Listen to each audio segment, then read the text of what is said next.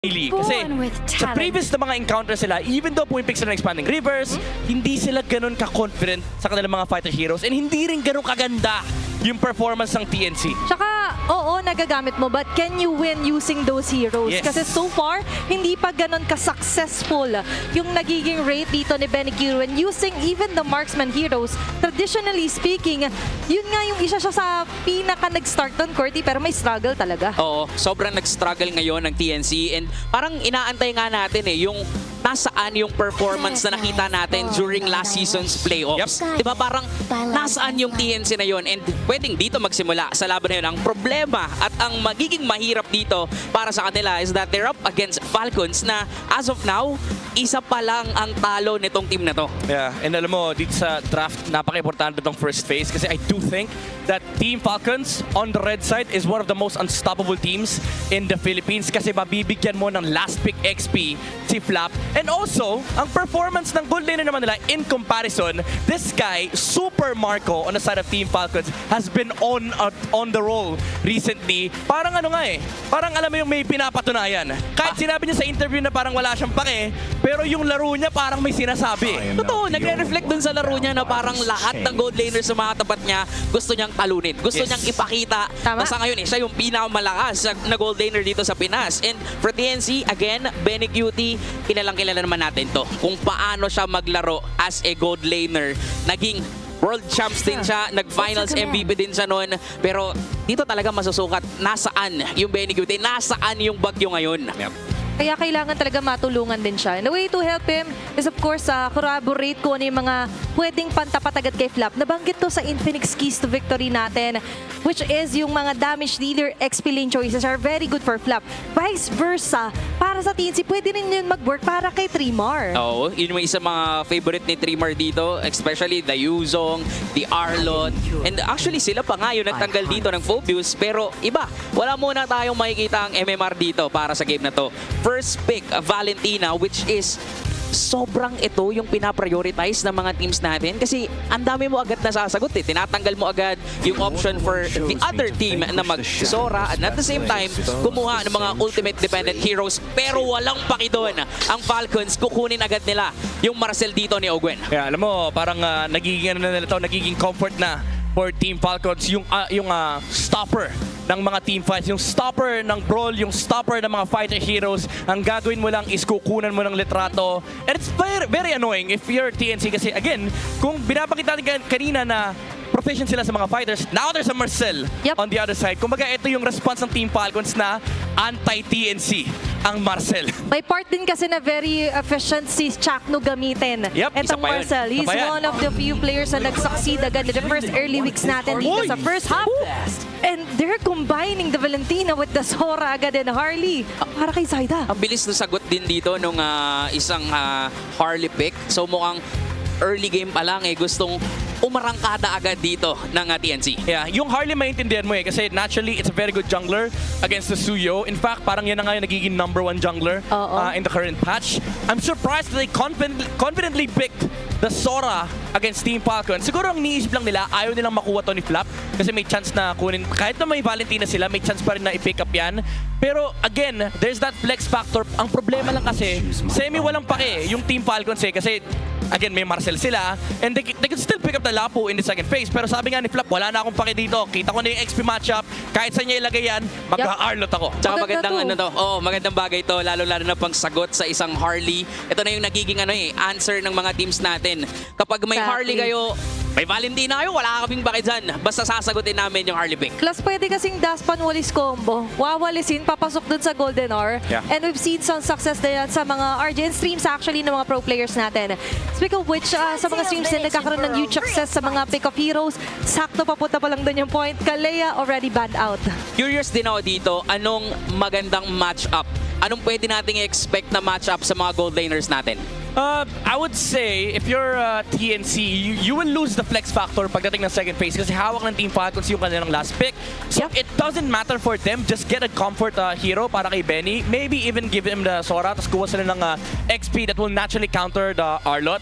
But for Team Falcons, ang dami Nandyan yung mga Moskov, nandyan yung Claude, even yung Harit, in fact, pwede nila i-pick up kasi yung Suyo Harit ay napakalakas. Pagdating yung mid-game, meron silang snowball potential. Tapos parang ang hirap labanan ng Harit kasi imagine mo, kung ikaw yung TNC, hindi ka pwedeng basta-basta lang mag-re-engage kasi nga may Marcel ka pang iniintindi. Totoo. Tapos ngayon naging target pa ng TNC is actually heroes din ni Haji. Parang, di ba, nagko-complement din kasi talaga yung playstyle ni Haji dito sa mga ganitong klaseng heroes. And gusto ko rin na point out mo Midnight dito, yung flexibility ng TNC, pero yung flexibility din kasi ng Falcons doon sa kanilang damage. Nakita na natin na parang hindi na lang si Super Marco yung nagiging core nila. Nandyan na rin si Haji. And Haji, mula pa week 1, sobrang ganda ng performance kahit anong hero ibigay mo sa kanya. Iba talagang kapag tinagurian kang KDA machine, syempre, ang nakadikit sa KDA, high kills eh. Kapag high kills talaga malakas bumuhat eh. Lalo yung Kimi, di ba, with first build, Sky Piercer, you would definitely get those Ks para sa KDA. Plus, yung Forza nga, maganda nga actually nakuha with the Golden R, may nakaabang agad na airstrike if you're Team Falcons. Plus, nakita rin talaga natin yung very efficient way nila na enabling na, oo, nahapakta si Haji, pero remember, may Super Marco, the bulletproof, daming options with the Harit as well. Yeah. I think for Team Falcons, you pick up the mage share, pwede ka mag-Eve. Pwede na lang i-reveal yung Harit kasi may idea sa TNC na usually hindi pinagsasama yung Harley tsaka yung Harit kasi maka-counter ka ng Radiant Armor. Pero kapag tinignan mo kasi yung heroes ng Team Falcons, who builds Radiant Armor on this lineup? Wala pa naman. Pwede yung Marcel tsaka yung Arlot, pero recent trends ng dalawang hero na to is ang dami nilang binibili before they actually pick up the the tank item. So now they go for the mage pick. For TNC, I would like to see the Harit here. Maganda yung Khalid response versus the Marcel kasi pwede mo i-force yung passive, yung Platinum Snap. But they go for the wisest. Oo, gusto nila dito ng physical damage. And I love that Harit na pinapoint out mo nga dito Midnight. And yung Lilia, no, parang bigla siyang nag-rise. After the Super Friends last week, ngayon gagamitin ni Haji. Anong meron? Anong idea nitong Lilia na to? Maganda siya versus yung mga junglers natin ngayon, especially mga one-hit delete heroes like yung Harley. Kasi pwede mong gamitin yung Black Shoes to negate yung deadly magic. So it's kind of a mage that is sort of playable in the current patch. Kasi kapag tinignan mo yung hero pool ng mages, parang lahat kayo kayang one-hitin ng mga jungler eh. Plus, kailangan mo rin dito yung slow burn effect. Kasi sa early on pa lang, hindi mo agad mapupugo. Hindi mo madedelay basta-basta ang isang Lilia. But now, they will be finishing it off with the Granger pick para kay Super Marco. I was actually gonna say na parang ang Team Falcons, hindi sila basta-basta nagpipick ng mga may pang-complement sa isang Marcel. Pero kayo, anong pwede nyong gawin? I-predict nyo na kung sino mananalo dito. Scan the QR code and correctly predict the match winner to win 1,000 MLBB Diamonds. Kaya super fans, huwag nyo nang patagalin pa kasi dito pa lang sa poll natin, kita-kita natin, lamang ang Falcons, which is to be expected din naman, lalong-lalo na sa performance na pinakita nila mula pa lang nung week 1. Total naman nagpe-predict na kayo sa mga poll natin. Why not take the chance para magkaroon ng chance sa manalo ng 1,000 diamante? Pero ngayon, Diamonds in pressure din actually dito ang TNC kasi struggling pa rin sila na makahabol sa puntos. Well, alam mo, yung mga pressure na yan, minsan dyan mo makikita talaga kung sino yung magiging standout. Sabi nga nila, Diamonds in the rough. And ang laki talaga ng pressure dito ng Phoenix Army considering yung kanilang placement ngayon. But against Team Falcons, if they're gonna be able to persevere, this is gonna give them a big momentum coming towards the second half of the regular season. Kaya naman, sisimulan na natin itong Fright or Flight na laban na ito. Makakabangon na ba ang TNC mula sa ilalim o tuluyang lilipad ang Team Falcons? Sa pagpasok natin dito sa larong ito, parang masasabi natin na when it comes to the early game, parehas silang gustong kontrolin yung early game pa lang. Yeah. Halata din sa draft ng Team Falcons, they picked up the Granger amongst the likes of the Claudes, the Harits, the Carries, yung recent na parang gold shift natin. Yeah. But this lineup from theirs is, I think they just want to give Suyo a good time in the early game. Uy, Chakno, nahihirapan siya dito. Good time ang gusto ng Team Falcons. Bad time naman para kay Chakno yung ganun agad. Nag-aggressive moves para kay Haji. This is what we're expecting kaya nagra-rise na kay Lilia sa mid lane. Totoo, no? Parang sa ngayon, nakikita natin yung mga pokes ng Valentina, yung pokes ni Haji. Parang gusto talaga agad nga nilang kunin ang control and the momentum in, of course, the early game. Meanwhile, when it comes to the YSS Gold Lane, parang sila din pinaparamdam at pwede rin nating ma-expect dito sa TNC, especially for Benny, na early game pa lang, amin dapat to. Yeah, kasi alam mo yung spike ng YSS, it starts with a level 4 kasi meron kang global vision mula sa kanyang ultimate. You are a capable, I would say, marksman in terms of dishing out damage kasi medyo mataas din yung damage output ng YSS. Ang problema lang talaga nila ito is yung teamfight. Minsan kapag masyadong maraming heroes na nasa harap, ang hirap i-proc yung passive. So yun yung magiging issue honestly ng TNC, yung reach na meron ng Team Falcons. At katulad yan, issue rin para sa kanila yung mapilikot at nakakapang-iwan after the tracking shot here para kay Ogwen. Pero understandable dahil magre-respond na rin in a bit yung unang pagong ng laban. Kaya kahit nagkakitaan sila doon, hindi muna sila magbibigayan. Baka dito pa lang sa unang pagong. Mukhang this is gonna be a 4 versus 4. Nagkakasilipan agad. Okay. Ganda ng mga pokes na ginagawa dito ng TNC. Okay, wala pang golden hour dito si Ogwen. Kaya agad siyang mamamatay. Dreamer with a double. Flava getting away. Pero without getting anyone here, ay papayag naman ang TNC. They got the most of it. That's a 3-for-1 trade-off. Zyda will get the turtle as well. Panalong-panalo doon ng TNC at ngayon ay manggugulo pa sila Zyda doon sa purple buff ng Falcons. Shoes. Pero kailangan yata nilang Habol. tumakbo. Naghahabol si Ogwen. Okay, pero magbabak away siya. Wala pa rin yung golden hour. It's kind of delay here para sa Team Falcons. But instead, a great start para sa TNC. Yeah, this is one thing na ma-appreciate mo from TNC, no? They know how to utilize their lineup. Kapag tinignan mo yung kanilang heroes, you have the Sora and the Khalid. These two heroes are very annoying in the first few minutes of the game kasi lalo yung Sora, napakataas ng kanyang damage output. Chakno daw. Alam din nila yan, kaya naman ngayon ay sumasama na sila agad. Haji? It's going to be the flicker. Haji on the front. Lancy will get away. Evil Queller na pop na rin, pero no casualty yet sa mid lane. Grabe, nakakatuwa manood agad dito sa nakikita nating laban. Early game pa lang, first 3 minutes pa lang, puno na ng aksyon. Meanwhile, for Falcons, again, nahirapan sila kanina because of this man. Napakaganda nung poke, napakaganda nung thunder form, tapos pinagsasapak agad niya yung Falcons kanina. Yun naman yung kinagandahan. Gets din ni Tremar na walang pipigil sa kanya kapag ginamit niya na yung kanyang thunder form. Even though na-picture na siya ni Ogwen. Ayan na naman! Kakasabi lang natin, final slash, economic na agad. That's going to be a 2-for-1! Mula sa langit, pinagsasapak si Flop! Napakasakit talaga ng isang Sora. At ngayon ay may 1K gold lead na ang TNC Falcons right now. Mukhang nahihirapan sila kasi this is a different approach mula sa TNC. Alam mo, maraming nagtatanong, paano nga ba ka-counterin si Marcel in this patch? Lalo na't yung patch natin ay heavily favoring fighters. This is one way to address Marcel. You don't address Marcel in the draft, you address Marcel in the gameplay. Once na ma-proc mo na yung Platinum Snap, meron kang 12 seconds ng window na pwede mong gawin kung anong trick mong gawin. And ganun yung ginawa ni Tremar. Nung na-picturean siya ni Ogwen, pinasok niya kagad si Kyle using the Thunder Form. And yan ang problema din kapag isa kang Suyu. Marami kang dash, pero once na nagamit mo na yung Queller and pati na rin yung Blade Surge, wala ka ng pang-out. Kaya alam din yan mismo ng TNC. Very aggressive here on the mapa. Pero yung frame moment na gamit agad, transform here para kay Tremar. Medyo makakulong si Flap. Final slash will miss out big time. Pero ito hindi mag-miss out big time. Yung salubong nila Chakno dito kala Ogwen. Committing even a golden R. Pero yung turtle ngayon ay masesecure naman ang Team Falcons with Kyle leading the charge. May iwan si Chakno in a bit. Flap ay susunod pa. Vengeance activated. Flicker out para kay Chakno. Wala mang kills na nakuha ang dalawang teams natin pero ibang klase yung zone ng Team Falcons doon. Yeah, tinitigan ni Flap, men. Sabi niya, kung di mo kaya picturean, Ogwen, tititigan ko na lang. And ang ganda nung pag-micro ni Flap. Talagang finorce out niya dito yung space escape nung Harley with the final slash. And that gave enough space for Team Falcons to actually just burst down the turtle with the Suyo. Grabe yung zones nang ginagawa talaga nila dito. Yung protect, yung control. And even si Tremar kanina, may setup siyang ginawa. Pero yun nga yan, daming pangpigil talaga ng Falcons dito. Dagdag pa natin si Ogwen.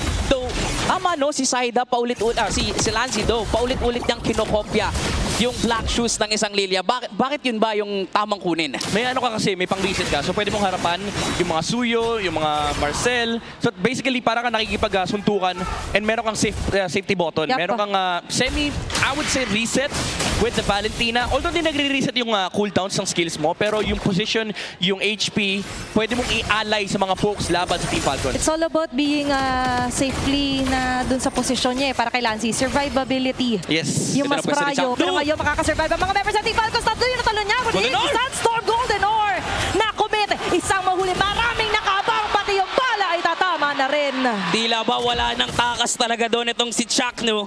Ganda man ng positioning niya kanina pero ang ganda rin talaga ng pampigil. Counterplay dito ng Falcons at tila ba naghahanap pa rin sila dito. That is why as of now, masasabi natin, wala pa rin naman talagang lumalamang dito Yeah. sa first 6 minutes ng laro. I was gonna say na medyo okay lang sana for TNC. Oh. Kasi, uy, taga lang. Pero hindi pala okay to. Even with the Black Juice Flicker, grabe naman yung escape doon ni Lancy. Ibang klase yung mga crossover moves nitong larong to. Oo, ang daming cross-map trades na nangyayari. Kanina nakita natin si Chakno binigay yung kanyang buhay. Kamuntigan kasi mahuli ni Trimar si Kyle sa kanyang sariling jungle. Buti na lang may retribution yung Suyo to get the movement speed to get away from the Sora. Pero ang masakit sa puso dito for TNC, okay na sana eh. Kaso maaalala mo bigla, may Sky Piercer yung Ranger, may stuck na, may uno na sa Sky Piercer ni Super Marco. At kung ikaw ang TNC, hindi mo gugustuhin na madagdagan sana yun.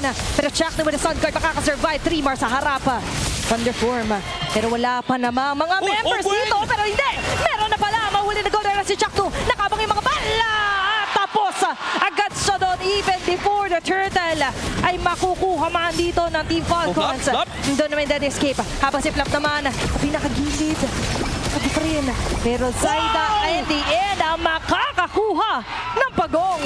Ang daming nangyari doon. May mga casualties, may mga pokes, pero makukuha pa rin ni Zaida yung turtle. Kaya naman masasabi natin, TNC, pumapalag pa rin talaga sila. Okay, hindi talaga nila natatanda kahit si Hachi ay walang ligtas. Oh, Ito rin Rima naman rin. si Rima na napakatapang. Pero dahil masyado siya matapang na palalim, damay pati Torre, finest na siya ito Lancy, Black just activated, babalik si Zaida, yung mga baraha ay tatama. At si Chakno sa likod, nag-attempt na sunod. Pero mukhang this might be the end muna. Pero hindi, lalaban pa rin dito si Ogwen, pero hindi nila ma-prevent ang pagkabasag ng baser dito sa gitna. Grabe yung aggression na pinapakita ng Sora, men. Nabibigyan ng opportunities ang TNC. As you can Sobra. see in the timeline, grabe yung swing. Nakakuha na ng objective dito yung Team Falcons sa first few minutes of the game. Kung mga nabibigilan nila yung gusto mangyari ng TNC, Yup. pero yung pag-alay ni Trimar, men, ngayon bumalik yung swing sa side ng TNC and it's giving a lot of space for Zaida in this game. Wala pang death yung Harley ni Zaida. And historically, nakikita natin yung Team Falcons kapag hawak nila yung Arlot, abot nila kahit saan magpunta, kahit makailang space escape. Pero this time around, TNC, they find the right team fight configurations. Kaya naman nagkakaroon ng spasyo itong si Zaida sa mga team fights. And take note hindi pa sumasama si Benny Cutie. Diba, what for kapag sumama pa yung gold laner dito ng TNC? Ibang klase yung nakikita natin ditong gameplay mula sa TNC. Talagang ang hirap nilang kunin, ang hirap nilang hulihin. Yeah. Despite the fact na ang daming ang panghuli dito ng Falcons, parang kino-crossoveran lang lahat ng TNC. Oo, kalmado actually din yung mga BPM ng mga players natin. Chill lang eh, no? Diba, saktong-sakto dun sa Infinix watches natin na kahit si Trimar, sobrang tindi ng mga set niya tapos ganun lang yung BPM niya. Imagine mo, nagpapakamatay ka sa harap ng Team Falcons, 73 lang BPM mo. Grabe. And definitely that says a lot sa paghahanda dito sa laban talaga ng TNC. Oo. Kahit na nasa ilalim sila ng standings natin, parang okay lang. Wala din silang pake kung sino man yung kanilang mga kalaban. Ngayon na merong Lord, mukhang gusto pang munang lumamang ng TNC when it comes to macro. Nag-push muna si Daddy Benny dun sa itaas. Tapos uunti-untiin nila itong Lord na to. Okay, step by step muna. Trimar. May nagbaba-jump panganib. It's going to be Trimar on the front. At hinibukan niya lang kung sino yung mga nagtatago. At may nagtatago ding Chakno dun sa may bandang likod. Ganda ng pwesto niya doon. Ganda yung pwesto niya. Pwede silang umuli Kita pero ng bala. kailangan niya ding maging maingat. Kailangan niya ding maging maingat. Ang bilis nung ang bilis ng Khalid, men. Mas Grabe. mabilis pa siya sa bala ng Ranger. Pero kailangan isipin dito ng TNC. Medyo mahap din na yung pokes ni Haji. Kanina nakita natin si Trimar. Sinubukan niyang abutin yung mga heroes ng Team Falcons sa may middle lane. Pagka-dash niya, nakadalawang bola lang si Haji. Halos kalahati ng buhay ni Trimar yung nawala. And isipin mo yung combo pa na pwedeng manggaling dito sa Team Falcons kapag na-picturean siya ng Platinum Snap. So kailangan talaga mag-ingat ng TNC dito sa kanilang mga pwestuhan kasi ang daming pang poke ng Team Falcons. Wala pa nga yung Ranger men eh. And ngayon makikita natin yung Team Falcons, chill lang sila kasi yung Lord ay pwede naman kontrolin, dahan-dahan kasi pwede naman silang paulanan ng bala ni Super Marco. May part din kasi na prevent ni Ogwen yung mga hiding spots eh. Oo. Meanwhile, TNC on the other hand, sila, tinatry nilang makalamang sa macro. Diba? Yung pressure nila sa side lanes, paulit-ulit nilang ginagawa. Napipilitan din tuloy si Kyle na mag-react dun sa itaas. Tapos, yung ilang miyembro ng Falcons, hawakan lang yung mismong area sa may Lord natin. Pero mukhang ito yung call ng TNC. Sisimulan nila yung Lord. Lord 101, kaso nagpakita kasi yung Suyo sa itaas. Ayun lang. Ngayon, maganda yung magiging call kung sakali dito ng TNC. Bila alam natin, pababa yung Suyo. Open. Might as well go Sakit. for the -1. Uy. Transform agad si Dreamer. Wala silang makukuha. The pick of dawn. Instead, si Sakto. Chakno pala ang pipili at with a Lightning Sandstorm. Pero burado agad siya dito sa baba with Super Marco on the charge. Golden Arm ay kakasamaan. Pero makakatakas agad yung mga members dito ng TNC. Benecutie trying to run away. Flicker ay na-exhaust na agad. Ngayon, 5 miyembro ng Team Falcons ang mas nananatili sa posisyon ng Lord. So pwedeng kunin na to. Poseidon? Pero parang lalaban pa rin sila Zaida. Oh! Black Shoes para kay Aji, pero but this is the end. Sakto yung Deadly Magic doon. At kakasa pa rin dito sila Lancy. Taking on the challenge. Head to head dito kay Black Lakay Shoes! Venaflaw. At yung ginayang Black Shoes ang kailangan para makatakas. May kasama recall. May kasama pang ang TV, may kasama pang ang pangasar na tila ba gustong iparamdam ng TNC. Hindi nyo pwedeng kunin basta-basta yung Lord. Kung may freestyle, men, ito yung pwede mong sabihin, magsapatos ka na. And literal, ginamit yung sapatos ng Lilia para mag-zone dito yung Suyo and napababa yung HP ni Kyle. So it becomes a Lord reset even though naipanalo ng Team Falcons yung poke battle. Now it's TNC's favor just because of the one play mula kay Lancy. At ngayon, pabor din sa kanila yung ginagawa ni Dreamer. Inilalayo din sila Super Marco. At nakuha inenensa nila Zaida. Yung Lord kapalit naman ito is going to be Chakno trade para sa Lord. Sobrang laking insulto nun, men, mula sa Team Falcons. Ang ganda na nung setup nila na gamit nila yung passive ng Marcel para mapagilan yung engage ng TNC na punish yung ultimate ni Chakno kanina. And nung nahawakan nila yung Lord Pit, lumaban muna si Zaida at pati si Lancy. And doon nagkaroon ng reset sa Lord Battle. And TNC, nakuha nila yung pwesto pabalik. Grabe din mang kasar si Lancy. Pero mukhang nahuli si Zaida pero makakatakas lang agad. Look at Lancy. Grabe. Yung tapak niya dito, ibang klase talaga. Grabe, solo siya ng zone. Nang aasar pa nga siya. Even copying the Evil Queller, by the way, kanina. Ngayon may Lord silang makakasama sa bandang ibaba. Falcons, mukhang madali naman nila itong madedepensahan. This is a Granger, this is a Lilia. But definitely, ito lang yung makikita talaga natin dito sa strongest region ng MLBB. Yeah. Imagine, nasa top 8 ka, nasa laylayan ka, pinapahirapan mo ng ganito yung top 2 natin. Kaya, ganun talaga. Welcome sa pinakamalakas na region sa buong mundo. And kung saan nagmamatay dito is yung mga galaw talaga pagdating sa loob ng laro. And kita natin yung galaw ng TNC. Gets delay na yung poke battle ng Team Falcons ay napakataas. So what they're doing is they're using the Khalid and the Sora as a sacrifice para ma-force dito yung pwesto ng Team Falcons. Kasi alam mo, lalapit na Marcel, lalapit yung Suyo, and doon nanggagaling yung mga punish mula kay Zaida na may Deadly Magic, nanggagaling siya sa mga off angles. Kaso, si Flap nga lang kanina pa siya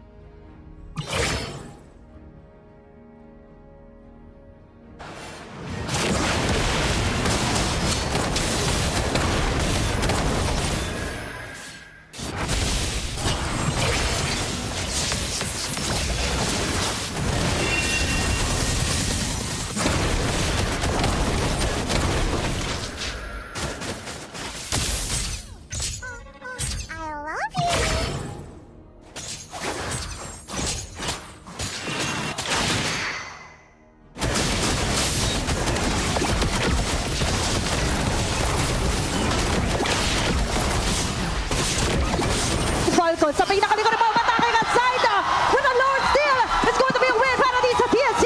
At humahaba na sila ngayon. Sabay-sabay nagbabagsakan ng mga membro ng Team Falcon. Habang sa likod. At higit sa gasa para kay Owen. Sinasakip siya po niya. Huwag na maabot agad dito sa Super makapag-back away with a flicker. Habang ang mga members dito ng TNC ay pasugod pa rin.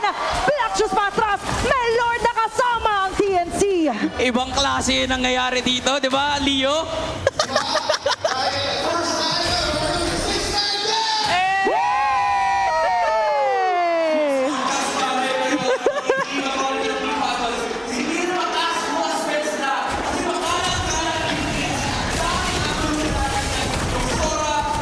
Yep. Okay.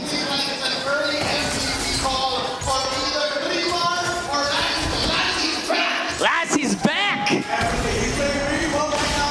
Enough defense for Falcons with more minion waves coming Yep. in after this Lord. But TNC are not letting go of the issue. Kaya pa Mukhang na. endable na yata to. Kita mo na yung kukunin nila, tatry nila, pero ganda pa rin ng defense ang makikita natin mula sa Falcons. Pero hindi natin may pagkakaila. Lamang na lamang dito ang TNC. 3K gold Oo. lead. Paano ba babawi dito yung Falcons? Okay, lamang na lamang pa rin naman. May way para bumangon at ilan sa mga pwede natin himayin. Yeah, right now, Falcons are just looking to get resources on their table. And then this is what we were saying earlier in the English broadcast. Haji's just waiting for the Divine Glaive to come in. Okay. He decides to build it as the 4th item after the Blood Wings. Now, we were asking earlier, where will the damage of Falcons be coming from? It has to be coming out of that Lilia, and Falcons needs it now. Yeah. Hindi lang yung items eh. Ang nagiging issue ito is yung capability ng TNC na mag-force out ng mga mobility spells, yung Black Shoes, yung Blade Queller. Lahat kasi ng damage output ng Team Falcons, naka-base sila sa kanilang mga skills. Even yung pwesto ni Granger. Kaso, ang laking issue nito, men, na sa side ng TNC, ang daming willing magpakamatay. Nandyan si Chakno, nandyan si Trimar. And kapag hindi mo sila pinansin, may mga damage yung mga heroes na to. Oo, kaya kailangan talaga na matinding map awareness din as well. Dahil crucial ang laban nito, lalo na't lamang na lamang ang TNC. Malaki yung lead na meron sila dito at tila ba naghahantay lang kasi yung Falcons. Yung perfect opportunity kung kailan sila lalaban, pero yung pwesto ni Zaida, Yeah. maganda yung pwesto ni Zaida sa itaas. Yeah, this is what Falcons needs to watch out for, those surprising flanks. But I feel like they have a bit of an idea what they're trying to set up because of how they're holding the map. And now Ogwen's coming in for the Ayan check, na. and he takes Zaida out. That's right. Ogwen actually has been looking for targets left, right, and center. It just so happens that, you know what? TNC is doing such a phenomenal job. Ang hirap ding hulihin, of course, ng Harley na yan. Okay. Oh, Flap, playing foot siege with 3 mark. A lot of damage. Okay, nagsisimula naman agad sila dito ng mga attempts. Kaso nga lang ang TNC, sobrang ilap nila sa mapa. Okay, Lord spawning upper quarter. Ito, I'm surprised. Falcons are still first to the scene. Can they afford to contest? I think meron naman talaga silang capacity to actually try and do the Lord fight. Kasi alam mo, again, ang advantage nila dito is yung kanilang poking capability. Kanina nandyan yung mga pokes mula sa Queller ni Kyle, pati na rin yung mga Death Sonata mula kay Supermarco. Ngayon, dagdag mo na dyan yung damage output na meron din si Haji. Pwesto talaga ang pinaka-importante rito, bush control, and pati yung slow lane. Kaso, ang mahirap dito sa side ng Team Falcons, nasa taas yung Lord na yung baba nila, basag yung torre na yun. So slow lane is always gonna be in favor of TNC. Yeah, right now TNC decided to commit a 3-2 split with Chakno ushering in. Wait, there's a fight? Oh, of course, Free Martisi, walang katakot-takot, tries to go for a play. Very confident talaga naman itong si Free Mar, especially because of the lead that he got. Ogwen with the conceal, naghahanap ng targets. Oh, mahuli agad dito! Swing with Pinicturean agad pa. dito, nahuli pa ng Golden Hour. Nakaabang agad dito, mga bala magagaling kay Ogwen. And 3 mark falling down. Benny Cutie as well. Will the way trade sa pinakalikod. May Lancy na umatake sa backlane Ayun na. sa Team Falcons. Habang yung Zaida naman, wala na Wait iba na si a second. Kyle. Pero Oh my God, pagkakas si Zaida's Super making it Mario, happen. matapang Sa pa siya taas naman, agad dito. nagkakagulo na din sila. Meanwhile, Lancy, Lancy up no on way front. up but to go down. A wipeout laban sa TNC. And that is a clean wipeout Oh my God. secured by Team Falcons.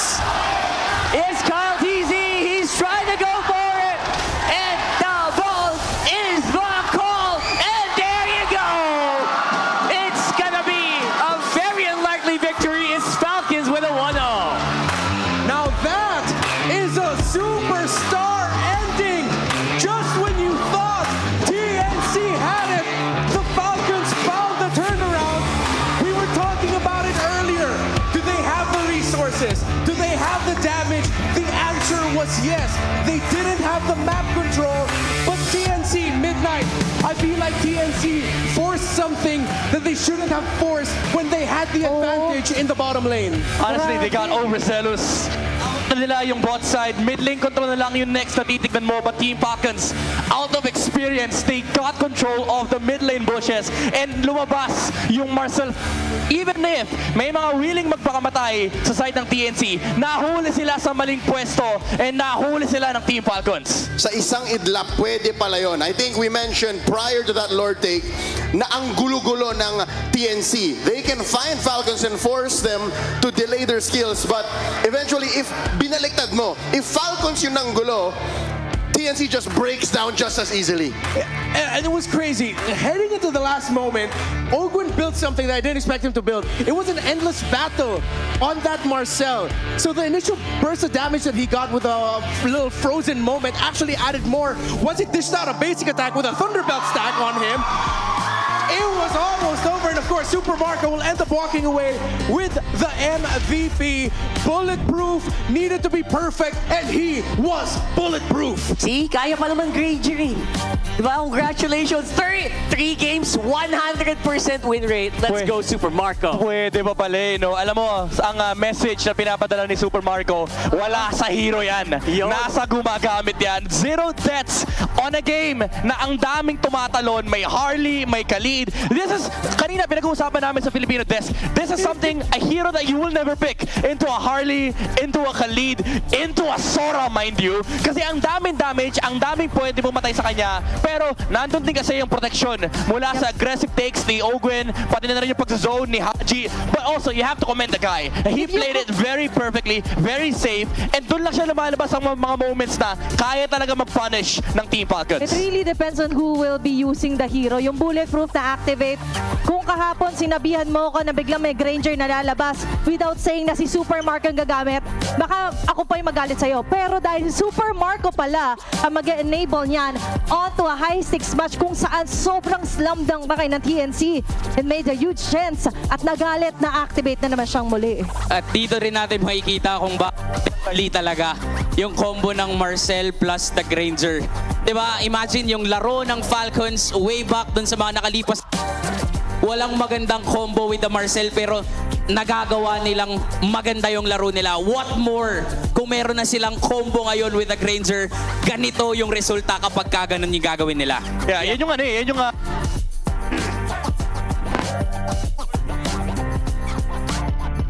and pati na rin ng Granger, akala nila parang safe yung kanilang team fight. And nakita naman natin dito sa replay. Kaso, hindi lang yung ulti eh. Hindi lang yung golden. Alright, actually yung platinum snap lang. Yung ma-hold ka ng mabilis by Marcel. Kahit ilang millisecond lang yun, enough yun para ma-lockdown ka for the damage to come through from the Death Sonata as well as the other damage mula dito kay Haji, mula kay Kyle with the Queller. And yun yung naging issue for TNC. Parang instead na sila yung napapunish, sila yung napunish sa late game. That's right. Actually, not just with the perfect set, no. Hindi lang dun sa mga perfect na golden hour or paglaro around it. I think yung yung disaster management ng Team Falcons talaga dito nag-kick in, and the moment that you actually found like a good groove, nagkagulo-gulo na nagkapalitan na ng immortality and everything, dun talaga lumabas yung Falcons power. But for me, honestly, I don't think the Granger didn't have anything to worry about.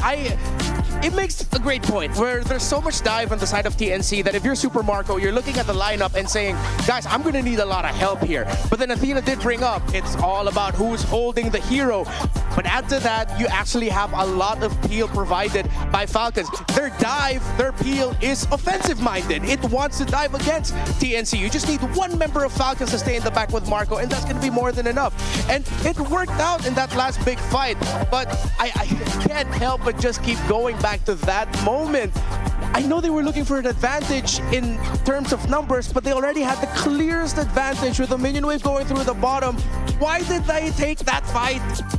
And this is also why ibabalik namin yung pinag-usapan kanina sa Filipino Test. This is the strongest region. Kasi kanina pinapahirapan ng top 8 yung Tama. top 2 tapos biglang nakahanap ulit ng bawi yung top 2. Diba parang ibang klase talaga yung MLBB dito sa Pilipinas. Hindi lang basta strongest region. Ito ang region na pinalaki ng mga sex bomb. Na hindi basta-basta bumabawi lang. Laban kung laban yung mga members at teams natin. Yeah. Ganun yung nangyari sa sa dulo na get out yung Team Falcons. Oo. And get out din yung TNC kasi nag-get na nila yung position sa may slow lane sa may bottom side. Kaso ang hindi nila nag-get for the upcoming team fight is again yung peel na meron dito yung Team Falcons. Kumbaga naprotektahan nila na todo dito si Super Marco and nakapag-dash out ng damage. One guy na gusto ko i-comment dito sa game na to by the way is si Kyle. Kanina nung early game is hindi siya nagkaroon ng magandang time. Usually mga suyo kapag hindi nakaka-snowball parang hirap na sila pagdating sa mid game pero nag-gets niya okay, kung hindi ko pwede gamitin itong mga skills ko pang poke, hahayaan ko na lang si Haji, hahayaan ko si Owen, nandoon yung tiwala. And si Kyle, lagi siya naka-hold sa kanyang mga mobility skills and hindi siya basta-basta napapunish ng TNC. And si Flap, men, again, so, sa side ng TNC, maraming willing magpakamatay. Sobrang commendable din ni Flap. Hindi naman siya umabot sa punto na gusto niya magpakamatay. Pero, delay niya and nadidistract niya rito yung TNC to provide enough space for the other players of Team Falcon, for Team Falcon